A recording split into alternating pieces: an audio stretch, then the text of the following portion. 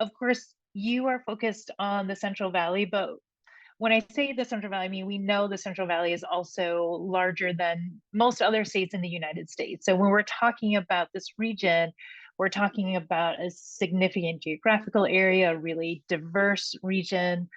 It's a lot of ground to cover, but it's also the place where, again, there's a lot of really exciting progressive young elected officials. There's a lot of competitive House races. There's a lot happening in the Central Valley. So I'd love to hear from you sort of what is your sort of takeaway from the primary election? How do you feel like what you saw and what you heard from voters directly? What does that mean, or what does that get you thinking about for November? And what are you hoping also people really pay attention to in the Central Valley? Because they, again, there's so much happening.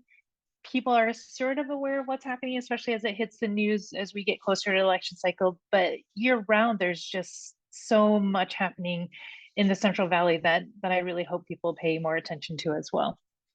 Yes. Well, thank you so much, Irene, for inviting me here today and holding this space. As you mentioned, my name is Yelitza Cervantes, and I am the Regional Field Director for Communities from California.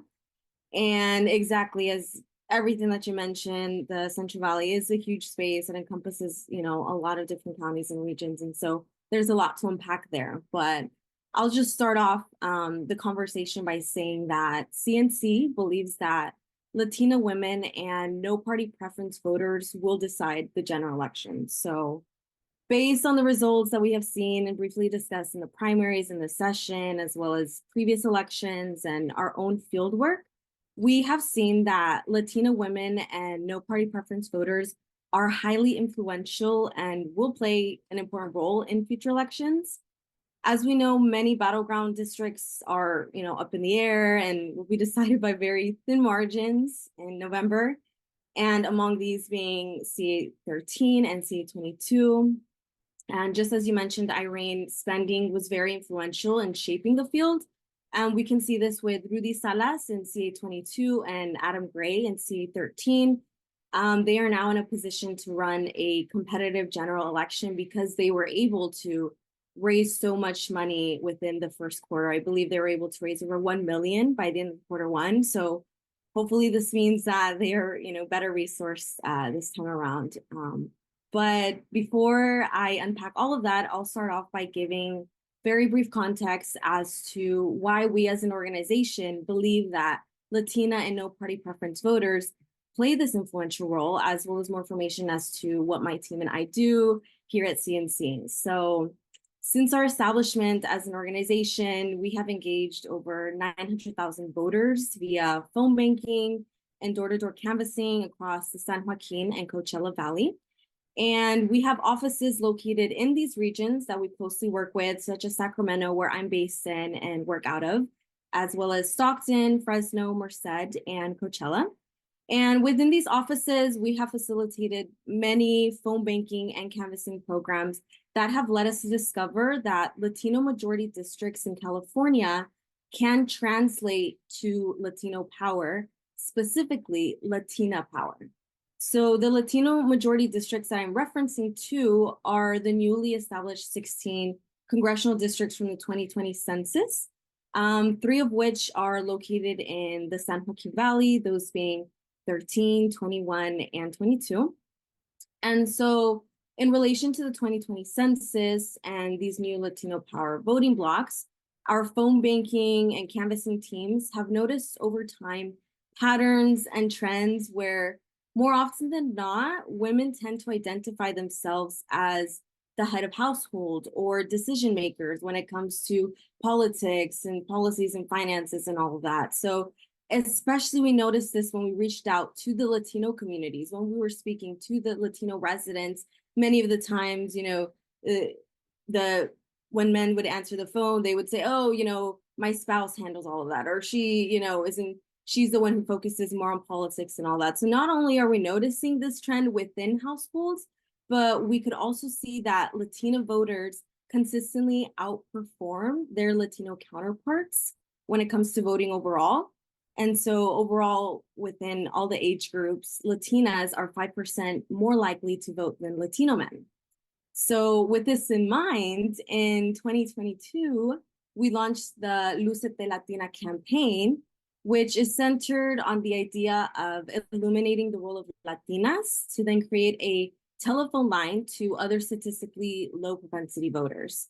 So the objective really of Lucete is to illuminate and propel the power of Latina voters as a means to create and establish structural change throughout communities, the state, and the nation. And so with this campaign, we even launched a 15 video Lucete Latina series, which highlights different women throughout California, some within different battleground districts.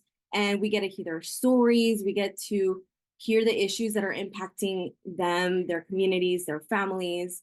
And so that's something that we're really excited, to share with everyone. And something that's actually really cool is that with this series, we were able to actually get it aired within different battleground districts during the Super Bowl. So that was really exciting. And they're really phenomenal videos, around 1 minute. And they really highlight these women and their stories and the challenges that are being faced in these communities. And so I'll actually even link the playlist, just so you guys, can check out whenever you have, if you're interested.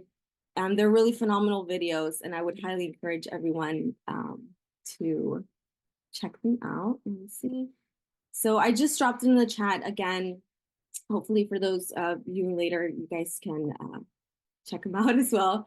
But to basically wrap it all up, not only do we believe that by reaching out to Latina voters specifically will significantly increase voter turnout, but this will inevitably turn, and change the landscape of California and even the nation. And so to bring it back to an important question that we may all be thinking, do we believe we could flip these districts? Yes, we do believe we can, because of the slight advantage of having higher anticipated turnout. And we can anticipate this because we are working hard with Courage California, Irene, her team, and others, as well, to make sure we are hitting our milestones from now until November. And something that I would like to even share with you all today, just to give you a glimpse of the type of work that, we really want to excel in field, has to do with a recent CA41 education voter program that CNC did with TOLA, with Larry Traumatola. And in this program, we were able to reach out to over 400,000 voters, and we were able to contact over 5,000 voters over the span of just 24 days. And out of those 5,000 voters, 1,000 voters even volunteered and agreed to mobilize and help spread the word within their communities and neighborhoods. So again, trying to establish this movement of mobilization within communities across California, specifically within these battleground districts that we see will, give us the results that hopefully we want in November. But yeah,